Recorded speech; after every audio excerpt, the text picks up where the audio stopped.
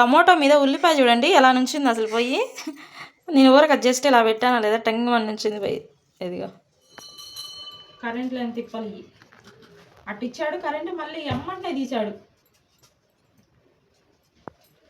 మటుకు వంట చేయాలి. ఇంక కరెంట్ వచ్చింది అని కూర్చుంటే ఏ పని కాదు. ఇంకా అది ఎప్పటికి వచ్చిందో కూడా తెలియదు.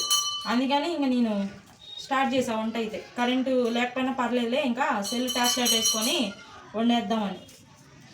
కరెంటు వచ్చింది వండాలా అంటే ఇంకా కుదిరే పనులు కావన్నమాట ఇవి.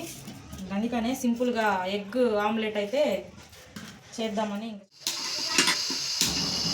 ఇందులో కూడా గ్యాస్ అయిపోయింది.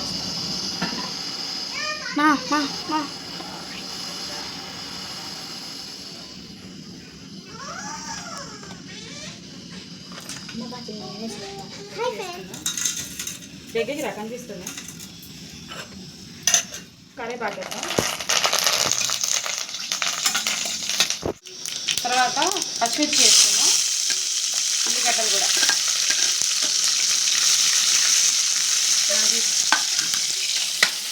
ఉల్లిపాయలు అయితే బాగా వేగిన తర్వాత టమాటాలు వేద్దాం.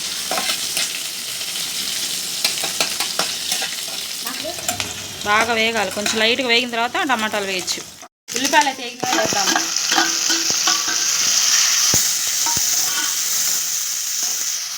టమాటాలు కొంచెం మగ్గిన తర్వాత ఉప్పు కారం పసుపు వేసుకుందాం. సాల్ట్ అయితే వేసుకున్నాం ఫస్ట్. మామూలుగా అయితే ఇందులో అల్లం వెల్లుల్లి పేస్ట్ వేయాలి. ఇంకా నా దగ్గర అయితే అల్లం వెల్లుల్లి పేస్ట్ లేదనమాట. అల్లం వెల్లుల్లి పేస్ట్ ఉంటే వేసుకుంటే చాలా టేస్ట్ స్మెల్ బాగుంటుంది, కానీ నా దగ్గర లేదు. ఫస్ట్ వేసుకుందాం.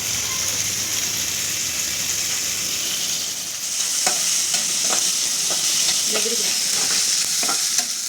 బాగా మగ్గినీలే కొద్దిగా కొంచెం వాటర్ యాడ్ చేసుకుంటే మనం కారం వేసుకుందాం.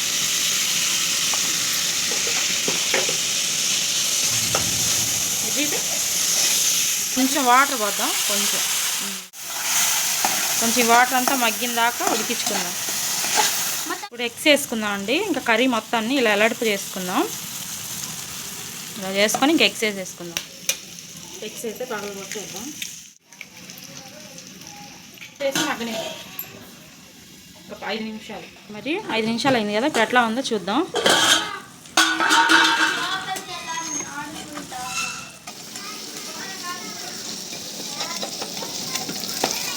ఇప్పుడు ఆమ్లెట్ లాగా తిప్పేసుకోవటం దీన్ని కొంచెం వేగిన తర్వాత.